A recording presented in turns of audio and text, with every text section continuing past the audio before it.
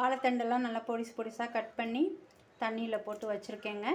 இந்த பக்கமாக பாசிப்பயிறு கொஞ்சமாக எடுத்து அதையும் நல்லா கழுவி ஊற வச்சாச்சு. இப்போ இதையெல்லாம் போட்டு நம்ம வாழைத்தண்டு கூட்டு செஞ்சிடலாம், பருப்போடு சேர்த்து போட்டு. வாங்க அப்படின்னு பார்க்கலாம்.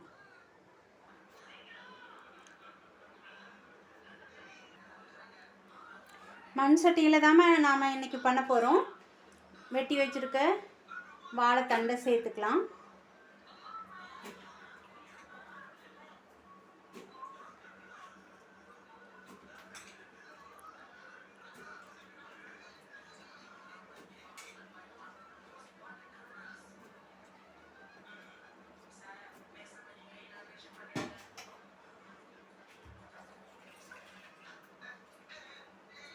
அடுத்ததான் கழுவி ஊற வச்ச பாசிப்பயிறு சேர்த்தாச்சு.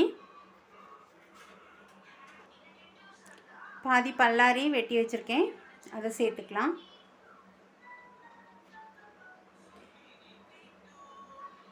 காரத்துக்கு 4 பச்சை மிளகாய். அடுத்ததான் தக்காளி மீடியம் சைஸில் ஒரு 3 தக்காளி கட் பண்ணி போட்டுக்கலாங்க. பாதியாக கட் பண்ணி போட்டுக்கிறேன்.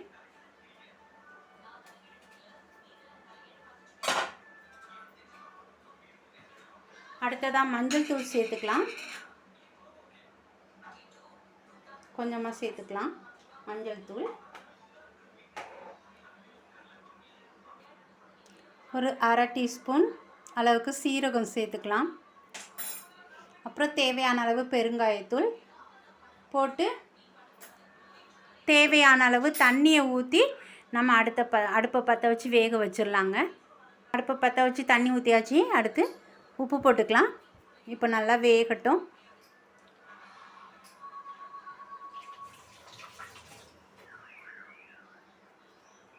பருப்பு எல்லாம் நல்லா வெந்துருச்சுங்க. இப்போ லைட்டாக மத்து வச்சு தக்காளி அந்த மிளகாயெல்லாம் மசிகிற அளவுக்கு நல்லா மசிச்சு கொடுத்துர்லாங்க. நல்லா மசிச்சு கொடுத்தாச்சுங்க.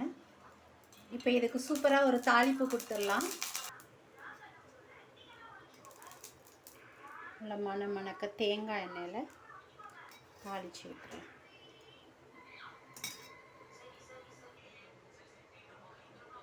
இந்த மாதிரி கடுகு போட்டுக்கலாம். கடுகு நல்லா பொரிஞ்சு வரட்டும். இப்போ கொஞ்சமாக வெங்காயம், கறிவேப்பிலை,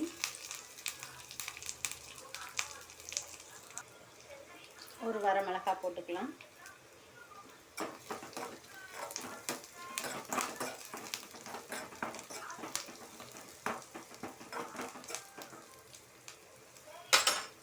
இந்த தாளிப்பு எடுத்து அப்படியே குழம்புல கொட்டிக்கலாம்.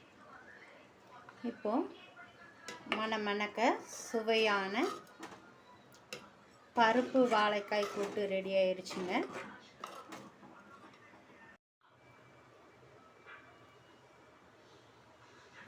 சுவையான வாழைக்காய் பருப்பு கூட்டு ரெடி. பிடிச்சிருந்தா ஒரு லைக்கை போடுங்க. தேங்க்யூ.